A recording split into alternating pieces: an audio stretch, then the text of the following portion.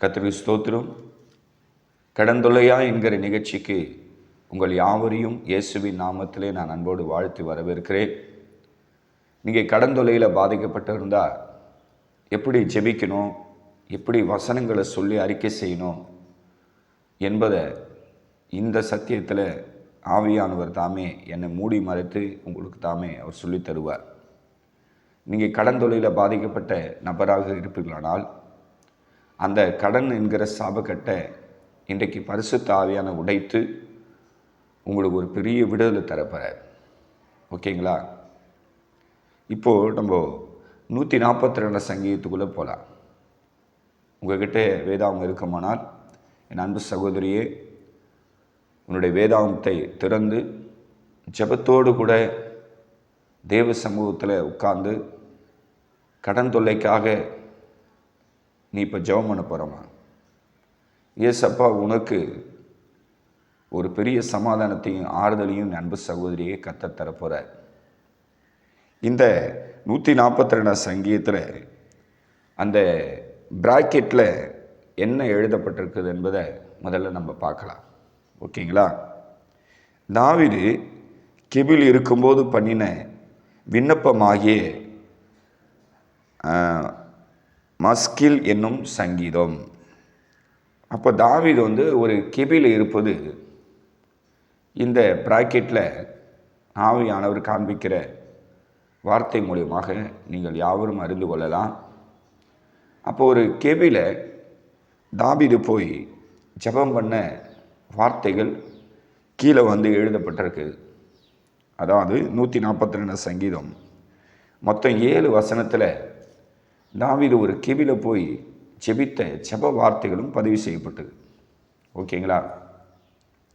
இப்போ நன்கு நீங்கள் விளங்கி கொள்ளுங்க. நீங்களும் கூட இப்போது கடன்கிற ஒரு பயங்கரமான ஒரு நெருக்கத்தில் போய் சிக்கின்னு இருக்கிறீங்க. ஏன்னா கடன் தொல்லை என்பது பிரச்சனையிலே ஒரு பெரிய பிரச்சனைங்க. மனுஷன் எதை வேணால் சமாளிக்கலாம், ஆனால் கடன் தொல்லையை அவனால் சமாளிக்கவும் முடியாது. ஏன்னா கடனை வாங்கிட்டாவே கடன் கொடுத்தவன் பயங்கர ப்ரெஷர் கொடுப்பான்.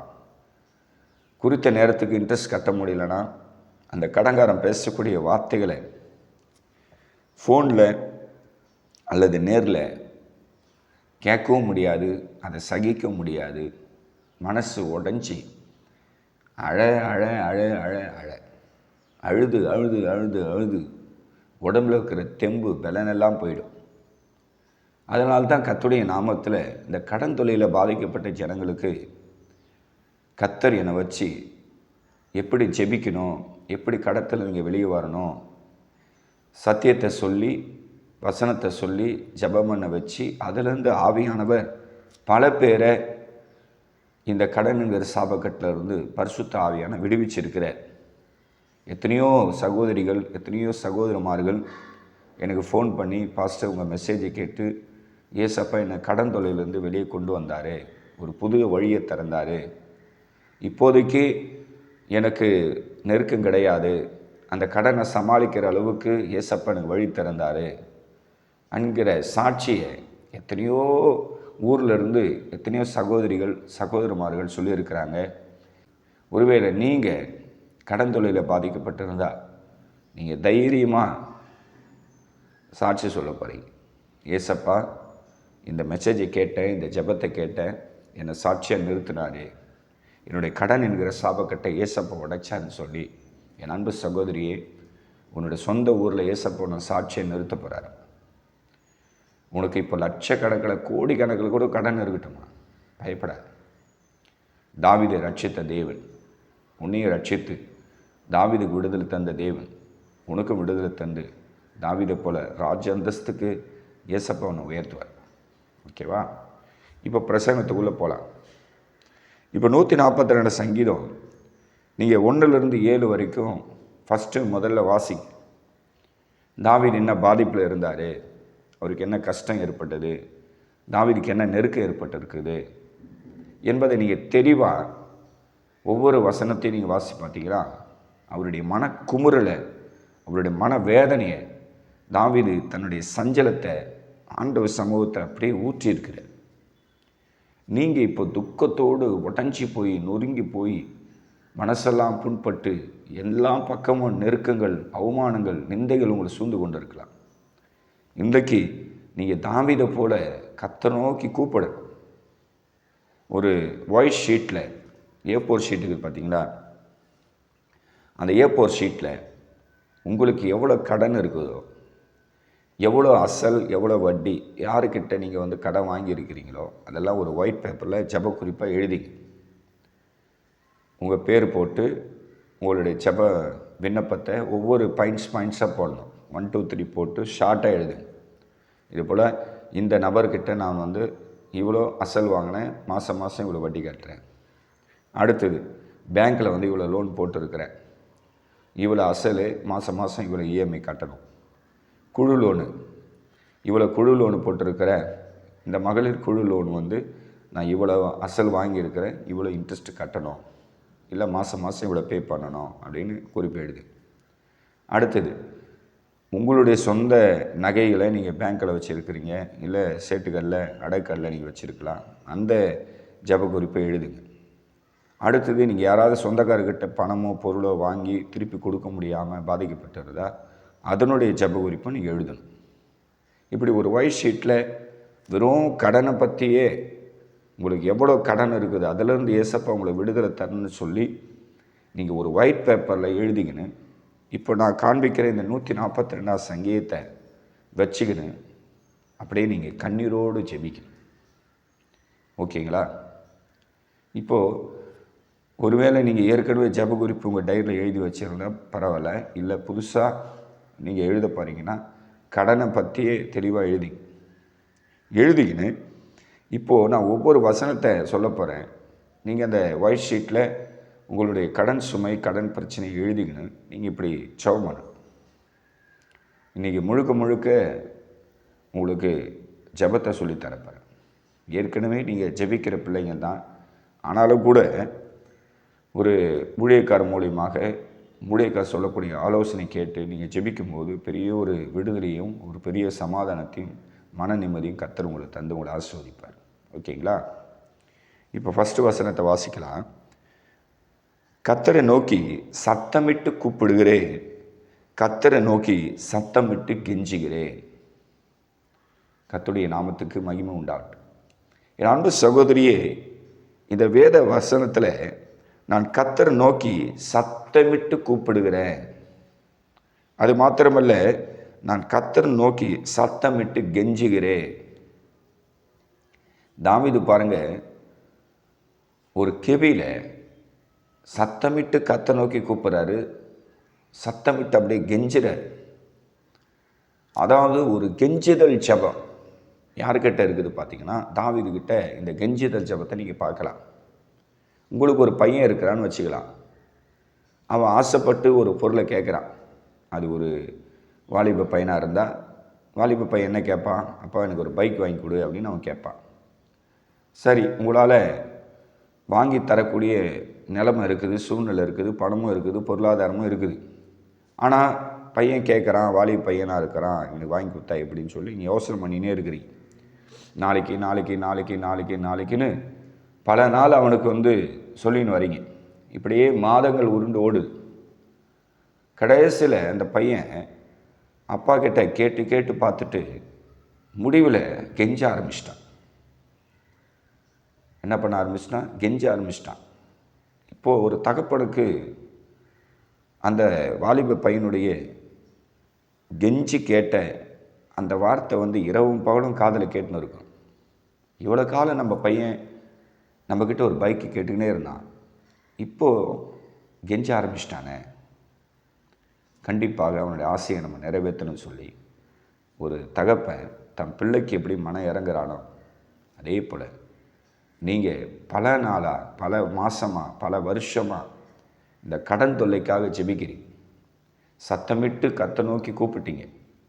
எத்தனையோ உபவாச ஜெபத்துக்கு போனீங்க, எத்தனையோ பெரிய பெரிய ஊழியக்காரர்களை தேடி கடன் தொல்லை மாறும், கடன் பிரச்சனை மாறும்னு சொல்லி நீங்கள் போனீங்க.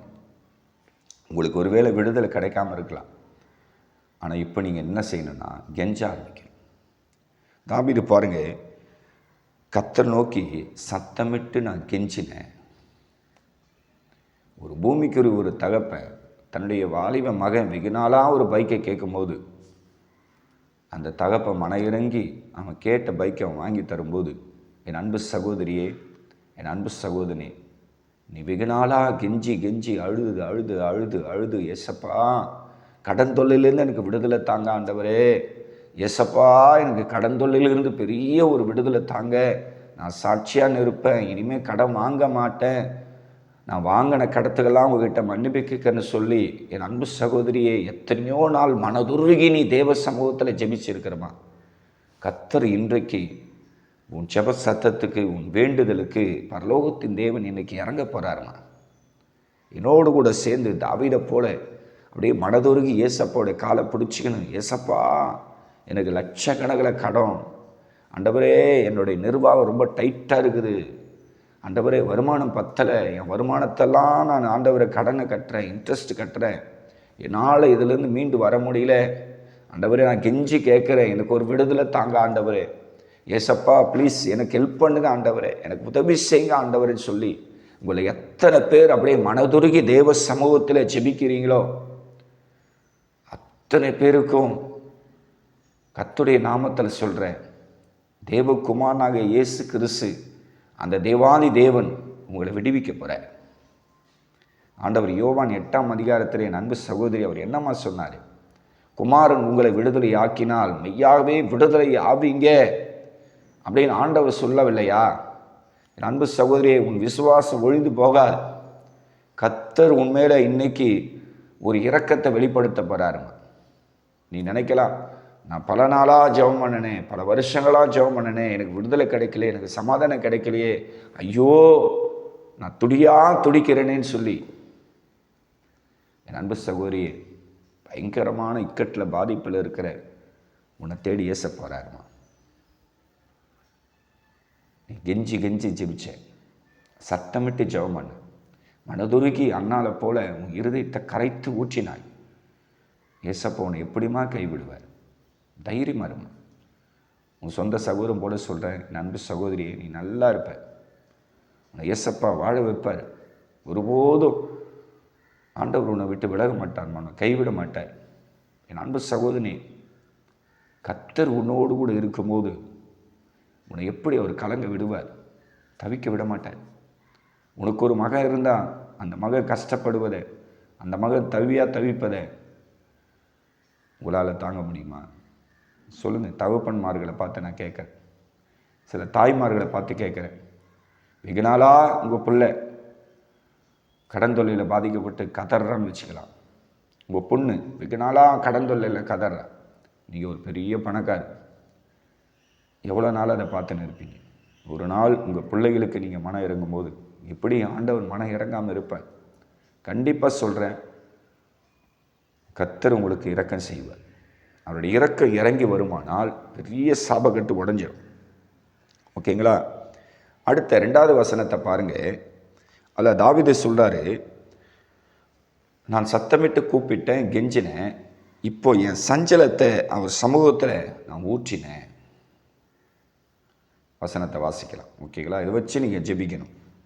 அவருக்கு முன்பாக என் சஞ்சலத்தை ஊற்றுகிறேன், அவருக்கு முன்பாக என் நெருக்கத்தை அறிக்கையிடுகிறேன். ஆண்டோடைய நாமம் மையப்படட்டும்.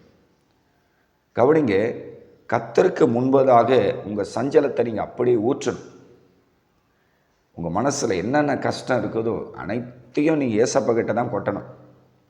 வேறு யாருக்கிட்டேயும் என் குடும்பத்தில் இவ்வளோ கஷ்டம் இருக்குது, இவ்வளோ கடன் தொல்லை இருக்குது, இவ்வளோ நான் லோன் கட்டணும், இவ்வளோ மாதம் மாதம் நான் வட்டி கட்டணும், இவ்வளோ ப்ராப்ளம் என் வீட்டில் போயினுக்குதுன்னு சொல்லி நீங்கள் யாருக்கிட்டும் சொல்லிக்கூடாது. நீங்கள் சொல்லணுன்னா ஒன்று ஊழியக்காரர்கிட்ட சொல்லலாம், இல்லை கர்த்தருக்கு மாத்திரம் அதை தெரியப்படுத்தும். நீங்கள் விரும்பினா நீங்கள் உங்களுடைய கடன் பிரச்சனையை உங்கள் கூட பிறந்த ஒரு சகோதரன்கிட்ட சொல்லுவது போல் என்கிட்ட சொல்லி நீங்கள் ஜெபம் பண்ணிக்கொள்ளலாம்.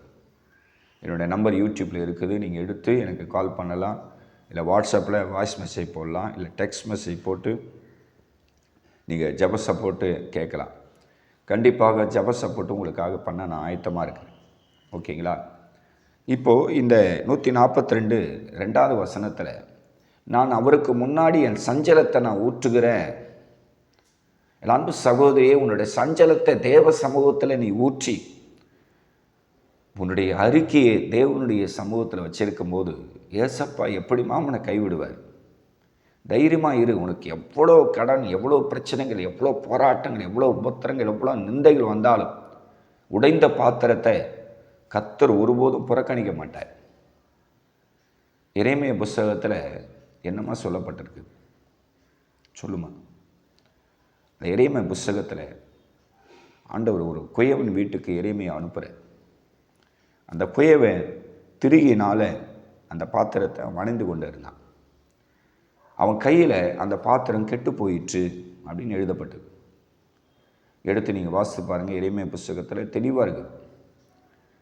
அப்போது அந்த குயவன் அந்த பாத்திரத்தை வணைக்கும் போது அது கெட்டு போச்சின்னு சொல்லி அந்த மண்ணை அந்த பாத்திரத்தை தூக்கி அவன் குப்பையில் போட, மறுபடியும் வேறே பாண்டமாய் அதை திருத்தி சிறப்பாக ஆசீர்வாதமாய் அதை வேறு பாண்டமாக அந்த குயவன் செய்து முடித்தான் அப்படின்னு எழுதப்பட்டது. அப்படி இருக்கும்போது ஒருவேளை உன் சொந்த ஊரில் கடன் தொல்லையினால் நீ அவமானப்பட்டு அப்படியே கூனி குறுகி மனம் நொந்து போய் கேவலப்பட்டு கூட நீ போயிருக்கலாம். ஆனால் கல்வாரியிலே உனக்காக ரத்தத்தை சிந்தின இந்த தேவாதி தேவன் உன்னை ஆசீர்வதிக்க விரும்புகிறார். அதுக்காக தான் நான் ஒவ்வொரு வசனத்தை சொல்லி சொல்லி சொல்லி ஜெபிக்க சொல்கிறேன்.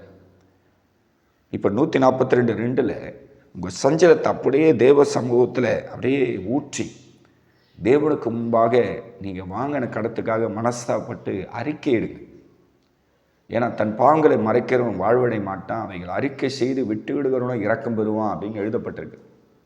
ஆண்டவர் உபாகம் 28 சொல்லியிருக்கிறாரு, நீ அநேக ஜாதிகளுக்கு கடன் கொடுப்ப, நீ கடன் வாங்க மாட்ட அப்படின்னு ஆண்டவர் தெளிவாக எழுதி வச்சிருக்கிற. அப்போ இன்றைக்கி கடன் தொல்லை, கடன் பிரச்சனை, கடன் சுமைகள், கடனுங்கிற பிசாசு கட்டு அது பயங்கரமான சஞ்சலத்தையும் வேதனையும் துக்கத்தையும் உண்டாக்குது. கொடுக்க முடியல, பணம் வந்தால் கூட கடனை அடைக்க முடியல, அப்படியே செய்வினை மாந்திரிகம் பண்ண மாறி அந்த கடனை கொடுக்க முடியல, அடைக்க முடியலன்னு சொல்லி இன்றைக்கி கர்த்தருடைய பிள்ளைங்க பல பேர் இந்த கடன் தொல்லையில் பாதிக்கப்பட்டு கண்ணீரோடு ஒட்டஞ்சி போயிருக்கிறேன். அவங்களுக்கு ஜெப சப்போர்ட்டு கூட கிடைக்கல, தேவையான தேவ ஆலோசனை கிடைக்கல, அப்படியே கலங்கின்னு இருக்கிறாங்க, கண்ணீரோடு இருக்கிறாங்க. அவங்களுக்கு வேண்டிய சத்தியத்தை சொல்லி அவங்களுக்காக பாரத்தோடு ஜெபிப்பதுக்காக தான் கர்த்தர் என்னை ஏற்படுத்தியிருக்கிறார். யாரும் மனசை தளர விடாதீங்க, விசுவாசத்தை விடாதீங்க. ஆண்டவர் சொல்லலையா? நீங்கள் சொல்லுங்கள், விசுவாசத்தினால நீதிமான் பிழைப்பான்னு சொல்லியிருக்கிறேன். உங்கள் மனசை கொஞ்சம் தயவு செய்து சாந்தப்படுது. அதேறிப்படாதீங்க, அவிசுவாசப்படாதீங்க, மனதைரியத்தை விட்டுறாதீங்க. பயத்துக்கும் திகிலுக்கும் கர்த்தர் உங்களை விலக்கி காத்துக்கொள்வார். அவமானம் உங்களுக்கு வராது. நீங்கள் பட்ட அவமானமே ஆண்டவர் அதை பார்த்துட்டு துடிச்சுன்னு இருக்கிறார். ஆண்டவர் அதெல்லாம் நிறுத்துவார். கடன் பிரச்சனை மாறும். கொஞ்சம் தயவு செய்து நீங்கள் கொஞ்சம் காத்துருங்க. ஆண்டவர் உங்களுக்கு உதவி செய்வார், ஹெல்ப் பண்ணுவார். யெகோவா தேவன் உங்களுக்கு ஒரு பெரிய அடைக்கலமாக இருப்பார். ஓகேங்களா? அடுத்த 3வது வசனத்தில் என்ன போட்டுக்குது பாருங்கள். என் ஆவி எண்ணில் தயங்கும் போது நீ என் பாதைகளை அறிந்திருக்கிறீ, நான் நடக்கிற வழியிலே மறைவாக என்னை கண்ணி வைத்தாங்க. நடக்கிற வழியில் கூட எனக்கு கண்ணி வச்சிட்டாங்க அப்படின்னு தாவீது ஒரு கிபியில் கத்தடத்தில் சத்தமிட்டு கெஞ்சி தான் இருதயத்தில் இந்த சஞ்சலத்தெல்லாம் ஊற்றி ஜெபிக்கிறேன். அவசரம் பண்ணிப்பார். ஒரு மனுஷன் நடக்கக்கூடிய வழியில் அவனுக்கு கண்ணி வச்சிட்டா எப்படி அவனுக்கு மனவேதனை ஏற்படும்? யோசனை பண்ணிப்பார். இதே போல் உங்கள் வாழ்க்கை ஒரு நடக்கிற பாதையில் உங்களை பல பேர் கடங்காரம் அப்படியே வேதனைப்படுத்தி துக்கப்படுத்தி நடு ரோட்டில் நிற்க வச்சு என் பணத்தை வச்சாகணும், வட்டி கொடு, அசலை கொடு, வச்சாகணும், இல்லை போலீஸ் ஸ்டேஷனில் பிடிச்சி கொடுப்பேன், இல்லைனா நீ அவமானப்பட்டு நாளைக்கு போயிடுவேன், ஒழுங்காக என் பணத்தை வைன்னு சொல்லி அவன் மிரட்டே இருக்கலாம். கர்த்தர் உங்களை விடுவிப்பார்.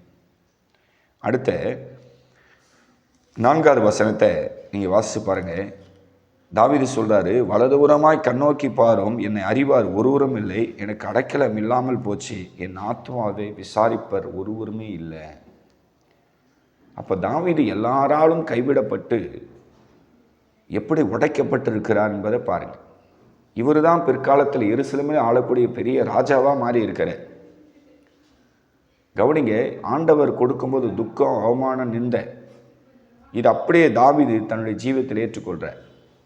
ஆனால் கர்த்தர் தாவீதை உயர்த்தின பிறகு என்ன நடக்குதுன்னு பாருங்க.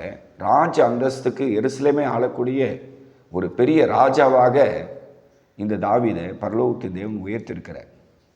அப்போது நீங்கள் உடைக்கப்பட்டாதான் ராஜ மேன்மை அடைய முடியும். உடைக்கப்பட்ட அந்த பாத்திரத்தான் கொயவன் வேறே பாண்டமாக செய்கிறான். ஊழியமாக இருந்தாலும் சரி, குடும்ப வாழ்க்கையாக இருந்தாலும் சரி, ஒரு தேவனுடைய பிள்ளை எந்த அளவுக்கு அவன் தன்னுடைய ஜீவியத்தில் உடைக்கப்படுறானோ அந்த அளவுக்கு அந்த தேவனுடைய பிள்ளையை கர்த்தர் ராஜ அந்தஸ்து உயர்த்துவார். இதுதான் தேவனுடைய சித்தம். அதனால் நம்ம உடைக்கப்படுறோம், அவமானப்படுறோம், நமக்கு பெரிய பிரச்சனை ஏற்பட்டிருக்குது, பயங்கரமான சூழ்நிலை நம்ம போயின்னு இருக்கிறோன்னு சொல்லி யாரும் வேதனைப்படாது. ஏசப்பா உங்களோடு இருக்கிற, ஓகேங்களா? இப்போது இந்த 4வது வசனத்தில் அவர் சொல்கிறாரு, என்னை அறிவார் ஒருவரும் இல்லை, என் ஆத்மா விசாரிக்க யாருமே இல்லைன்னு சொல்லி கதறி காண்டவர் சமூகத்தில் அப்படியே தாவீது கண்ணீரோடு கதறி அழுறார். என் அன்பு சகோதரியை, உன்னை விசாரிக்க ஒருவருமே இல்லையா? நீ நடக்கிற வழியில் கண்ணி வச்சிட்டாங்களா? கவலைப்படாதம்மா. இந்த 142 சங்கீதத்தில் தாவீதை விடுவித்த இந்த தேவாதி தேவன் இன்றைக்கு உனக்கு ஒரு பெரிய சமாதானத்தை கற்று தரப்போற. நீ நினைக்கலாம், என் வாழ்க்கை மாறலையே, என் சூழ்நிலை மாறலையே, என் வாழ்க்கைலாம் இது வரைக்கும் சந்தோஷம் சமாதானத்தை அனுபவிக்கலையே, ரொம்ப கண்ணீரோடு கூட நான் இருக்கிறேன்னு சொல்லி என் அன்பு சகோதரியே, என் அன்பு சகோதரனே, வேதனையோடு கூட இந்த வார்த்தையை கேட்டுக்கொண்டு இருக்கலாம். ஏசப்பா உன்னை ஒருபோதும் கைவிடவே மாட்டார். கைவிட ஒரு வாய்ப்பே கிடையாது. அடுத்த 5வது வசனத்தில், கர்த்தாவே உம்மை நோக்கி கூப்பிடுகிறேன், நீரே என் அடைக்கலமும் ஜீவனுள்ளொரு தேசத்தில் என் பங்குமா இருக்கிறீர் என்றே. கவனிச்சிங்களா? எல்லாராலும் கைவிடப்பட்டு மனம் போய் ஒரு கெபியில் போய் புலம்பி அழுது அறிக்கை செஞ்சு என்னை விசாரிக்க, எனக்கு குரல் கொடுக்க, எனக்கு சப்போர்ட் பண்ண யாரும் இல்லைன்னு சொல்கிற அந்த தாவீது சொல்கிறாரு, கர்த்தர் எனக்கு அடைக்கலம் ஜீவனுள்ளோருடைய தேசத்தில் என் பங்குமாயிட்டாரு. தாவீது துக்கத்தில், அவமானத்தில், நெருக்கத்தில் எப்படி கர்த்தரை ருசி பார்க்கிறாரோ அதுபோல் நீங்கள் இப்போ துக்கத்தில், அவமானத்தில் தள்ளப்பட்டிருக்கலாம். கடன் என்பது ஒரு கொடிய அவமானம். அதை யாராலும் ஏற்றுக்க முடியாது, சகிக்க முடியாது. பண நெருக்கடி, பண கஷ்டம், தொழிலில் நஷ்டப்பட்டு நீங்கள் எங்கேயோ போய் கடனை வாங்கிட்டீங்க, இப்போ கடனை கட்ட முடியல, இன்ட்ரெஸ்ட் கட்ட முடியல, அசலை கட்ட முடியல, எல்லா பக்கமும் சிக்கல், எல்லா பக்கம் ப்ராப்ளம். வீட்டில் அரிசி, பருப்பு, எண்ணெய், மாவு, காய்கறி ஒன்றுமே இல்லை. சாப்பாடு கூட சில பேருக்கு நிர்வாகம் கிடையாது. அவ்வளோ நிர்பந்தத்தில், நெருக்கத்தில் சில குடும்பம் கடன் தொல்லையினால் நெருக்கப்படுது. இன்னொரு பக்கம் 100ல் ஒரு ஆள் கடன் தொல்லையில் தற்கொலை பண்ணி தன் உயிரையே மாச்சிக்கிறாங்க. இது ஒரு பக்கம் போயின்னு இருக்குது. இது எல்லாமே சாத்தான் விரிச்ச வேலை. சாத்தான் என்ன பண்ணுறான், கடன் தொல்லை என்கிற பேரில், கடன் என்கிற சுமை என்ற பேரில் மனுஷனை கட்டுக்கட்டி ஏமாற்றி வஞ்சித்து அவன் ஆத்துமாவை அழிக்க நினைக்கிறான். ஆனால் ஆண்டவர் கடன் இல்லாத ஒரு வாழ்க்கையை தான் அவருடைய ஜனங்களுக்கு அவர் ஆயத்தம் பண்ணி வச்சிருக்கிறார். ஆனாலும் கடனை வாங்கின பிறகு ஒரு மனுஷன் எல்லாராலும் கைவிடப்பட்டு மனநொந்து போகும்போது கர்த்தர் அவனுக்கு கை கொடுப்பார். தப்பு தான், ஆதாம் ஏவாள் பண்ணது கூட தப்பு தான். அதுக்காக ஆண்டவர் ஆதாம் ஏவாளை வெறுத்துட்டாரா? நீங்கள் சொல்லுங்க. யாரையுமே ஏசப்பா ரிஜெக்ட் பண்ண மாட்டார். அவர் யாரையும் வெறுக்க மாட்டார். ஆதாம் ஏவாள் பண்ண பாவத்துக்கு அவங்கள ஏதேன் தோட்டத்தில் அங்கேயே அடிச்சு ஆண்டவர் சாவடிச்சதுக்கு, ஆனால் ஏசப்பா அவங்கள மன்னிச்சு விட்டார். அப்படி இருக்கும்போது இந்த பூமியில் ஆண்டவர் யாரையும் பாவின்னு சொல்ல மாட்டார், யாரையும் குற்றவாளின்னு சொல்ல மாட்டார். ஏன்னா இயேசு கிறிஸ்து அன்பானவர், மன உருக்கமானவர், கிருபை நிறைந்த ஆண்டவர். அவர் அப்படியே மனதுருகிற கர்த்தர். இன்றைக்கு உங்கள் தேவைகளை ஏசப்பா சந்திப்பார். கவலைப்படாது, கர்த்தர் உங்களுக்கு அடைக்கலமாக இருக்கிறார். ஓகேங்களா? அடுத்த 6வது வசனத்தில், என் கூக்குரலுக்கு செவிகொடும், நான் மிகவும் தாழ்த்தப்பட்டு என்னை பின்தொடர்களுக்கு என்னை தப்பியும், அவர்கள் என்னிலும் பலவான்களாக இருக்கிறார்கள். அடுத்த 7வது வசனத்தை வாசி நான் இந்த பிரசங்கத்தை ஜபத்தை முடிச்சிடுறேன். உமது நாமத்தை துதிக்கும்படி என் ஆத்துமாவுக்கு காவலுக்கு நீங்களாக்கிவிடும். எனக்கு நீர் தயவு செய்யும் போது நீதிமான்கள் என்னை சூழ்ந்து கொள்வாங்க. பார்த்தீங்களா? ஒருவேளை என் ஆத்துமா கட்டப்பட போது, ஏதாவது சிறையிருப்பில் நான் போய் சிக்கிக்க போகிறேன், அதனால் ஆண்டவரே என் ஆத்துமாவை காவலிருந்து நீங்களாக்கி விடும். ஏன்னா நான் உங்களை துதிக்கணும், என் ஜபத்துக்கு தடை வரக்கூடாது. எனக்கு வாழ்க்கையில் எவ்வளோ கஷ்டம் வந்தாலும் நான் அதை பொறுத்துப்பேன் ஆண்டவரே, ஆனால் உண்மை ஆராதிப்பதை மாத்திரம் என்னால் விட்டு தர முடியாது அப்படின்னு தாவீது எக்காலத்திலும் கர்த்தரை ஸ்தோத்திரித்து எல்லா நெருக்கத்திலும் தேவனை பின்பற்றி இந்த தாவீது வாழ்ந்ததால் எருசலேமே ஆளக்கூடிய ஒரு பெரிய ராஜாவாக நாளடைவில் கர்த்தர் உயர்த்திருக்கிறார். அப்படி இருக்கும்போது என் அன்பு சகோதரியை, இந்த 7 வசனத்தை வச்சு கண்ணீரோடு மனதுருகி நீ ஜெபிமா. கண்ணீர் விட்டு கதறி தேவ சமூகத்தில் நீ ஜெபிக்கும் போது பரிசுத்த ஆவியானவர் உனக்கு ஒரு வாக்குத்தத்தத்தை கொடுப்பார். இதுதான் தாவீதுடைய மேன்மை. தாவீது ராஜ அந்தஸ்துக்கு உயர்த்தப்பட்டதுடைய அடையாளத்தை உங்களுக்கு நான் சொல்லி நான் இந்த பிரசங்கத்தை நிறைவு செய்ய போகிறேன். கர்த்தர் உங்களை ஆசீர்வதிக்க போகிறார். ஓகேங்களா? நீங்கள் கவலைப்படாதீங்க. எவ்வளோ லட்சம் கடன், எவ்வளோ கோடி கடன், எவ்வளோ பிரச்சனைகள் உங்கள் வாழ்க்கையில் இருந்தாலும் இந்த தாவீதை ஆசீர்வதித்த தேவன் உங்களை ஆசீர்வதிப்பார். அந்த 142 சங்கீதம் 1-7 வரைக்கும் வாசி நல்லா ஜெபம் பண்ணி உங்களை சுத்திகரிச்சு. அடுத்தது 2 சாமுவேல் 5ஆம் அதிகாரம் 10வது வசனத்தை வாசித்து எப்படி மனதுருகி நம்ம ஜெபிக்க போகிறோம். இங்கே பாருங்க, தாவீது நாளுக்கு நாள் விருத்தடைந்தார், சேனைகள் தேவனாகிய கர்த்தர் அவனோடு கூட இருந்தார். தாவீது நாளுக்கு நாள் விருத்தடைந்தான். ஏன்னா சேனையில் கர்த்தர் அவனோடு கூட இருந்தார். அப்படி இருக்கும்போது நீங்கள் நாளுக்கு நாள் வறுமைகள், கஷ்டங்கள், போராட்டங்கள், உபத்திரங்களை சகிக்கிறீங்க. இந்த தாவீது ஆராதித்த அந்த தேவனை விடவே கூடாது. நீங்கள் எந்த சூழ்நிலையிலும், எந்த பிரச்சனையிலும், எந்த போராட்டத்திலும் தாவீது ஆராதித்த இந்த பரலோகத்தின் தேவனை நீங்கள் விடக்கூடாது. முடிவு பொருந்த விசுவாசத்தை நீங்கள் காத்து கொள்ளணும். கர்த்தர் சொல்றாரு, தாவீதை நாளுக்கு நாள் நான் விருத்தடை செஞ்சேன், என் ஜனங்களை, என்னை ஆராதிக்கிற என் பிள்ளைகளை நான் விருத்தடை செய்வேன் அப்படின்னு கர்த்தர் இந்த வாக்கு தத்தத்தில் என் அன்பு சகோதரியே, என் அன்பு சகோதரியே, உனக்கு ஒரு பெரிய ப்ராமிஸை கர்த்தர் தர. நீ நினைக்கலாம், என்னோடய வாழ்க்கை ரொம்ப கஷ்டத்தில் போயினுக்குது, வறுமையில் போயினுக்கிறேன், பயங்கரமான போராட்டத்தில் நான் இருக்கிறேனே, என் நெருக்கம், என் கஷ்டம் எப்படி மாறும் அப்படின்னு உங்களில் சில பேர் அப்படியே அழுது கொண்டு புலம்பிக் கொண்டு பயங்கரமான துன்பத்தையும் நெருக்கத்தையும் அவமானத்தையும் நீங்கள் ஒருவேளை சகித்து கொண்டு இருக்கலாம். கர்த்தர் சொல்றார், தாவீது நாளுக்கு நாள் விருத்தடைந்தான். ஏன்னா நான் அவனோடு இருந்தேன், என் ஜனங்களோடு நான் இருப்பேன். உடைக்கப்பட்டு இருக்கிற ஜனங்கள், நொறுக்கப்பட்டு இருக்கிற ஜனங்கள், கட்டப்பட்டு இருக்கிற ஜனங்கள், பாவத்திலும் சாபத்திலும் இருக்கிற ஜனங்களை விடுவித்து அந்த ஜனங்களை நான் சந்தோஷப்படுத்தி சமாதானப்படுத்தி அவர்களை உயர்த்துவதே என்னுடைய சித்தமாக இருக்குது என்று பரிசுத்த ஆவி அண்ணன் மூடி மறைத்து உங்களோடு அவர் பேசி கொண்டிருக்கு. என் அன்பு சகோதரி, உன்னை பார்த்து தாமா ஆண்டவர் சொல்கிறாரு நீ விருத்தி அடைவ. என் அன்பு சகோதரி, உன்னை பார்த்து கர்த்தர் சொல்றாரு, என் மகனே நீ விருத்தி அடைவாய், நான் உன்னோடு இருக்கிறேன்னு சொல்லி பராக்கிரமசாலி போல கர்த்தர் இன்றைக்கு உங்கள் எல்லைக்குள்ளே இறங்குற. உங்கள் ஸ்தலத்தில் ஆண்டவர் ஒரு பெரிய பராக்கிரமசாலி போல எல்லா சாபகட்டை உடைக்க ஆண்டவர் ஒரு பராக்கிரமசாலி போல, ஒரு யுத்த வீரனை போல இந்த அபிஷேகம் நிறைந்த ஆண்டவர், இந்த வல்லமை நிறைந்த ஆண்டவர், இந்த பரிசுத்தமுள்ள மகாராஜா, இந்த தேவாதி தேவன் உங்கள் எல்லைக்குள்ள, உங்கள் கையின் பிரயாசங்களில், உங்கள் ஊழியங்களில் இந்த தேவாதி தேவன் இறங்குற அவருடைய அபிஷேகம் இந்த வாக்குத்தத்தில் இருக்கிறபடியால் இந்த ஆசீர்வாதத்தின்படி ஆவியான தாமே உங்களை நடத்துவார். இங்கே தாவீதை போல விருத்தடைவீங்க. கவலைப்படாதீங்க, வேதனைப்படாதீங்க. சகலத்தையும் ஜெயிக்க ஏசப்பா உங்களுக்கு கிருபை தருவார். ஓகேங்களா? அதனால் அப்படியே நீங்கள் ஜெபத்தில் உங்களை தாழ்த்து, கண்ணை மூடு. ஏசப்பா என்னை ஆசீர்வதிங்க, என் வருமானத்தை பெருக செய். நான் கண்ணீரோடு இருக்கிற ஆண்டவரே, வேதனையோடு இருக்கிறப்பா ஆண்டவரே, பலவிதமான கட்டுகள், பலவிதமான அவமானங்கள் என் வீட்டில் ஆண்டவரே ஒன்றுமே இல்லை. ஒரு டெலிவரிஸ் அனுப்பித்தாங்க, ஒரு விடுதலை அனுப்பித்தாங்க. தாவீதை விடுவித்த தேவன் என்ன விடுங்க ஆண்டவன் சொல்லி உங்களை எத்தனை பேர் கண்ணீர் விட்டு கதறி இந்த ஜெபத்தில் நீங்கள் பங்கெடுத்தீங்களோ உங்கள் யாவரையும் கர்த்தர் ஆசீர்வதிப்பார். ஓகேங்களா? அடுத்த தேவ செய்தியில் உங்களை சந்திக்கிறேன். அது வரைக்கும் கொஞ்சம் தயவு செய்து பொறுமையாக இருங்க. உங்கள் பிரச்சனையெல்லாம் மாறும், உங்கள் கடந்துள்ள மாறும். எந்த கையில் நீங்கள் கடன் வாங்கினீங்களோ அந்த கையில் கொடுக்குற அளவுக்கு ஏசப்பா உங்களை ஆசீர்வதிப்பார். என்னுடைய அன்பின் வாழ்த்துக்கள். எல்லாருக்கும் ஸ்தோத்திரம். கர்த்தர் உங்களை ஆசீர்வதிப்பார். God bless you. ஆமென்.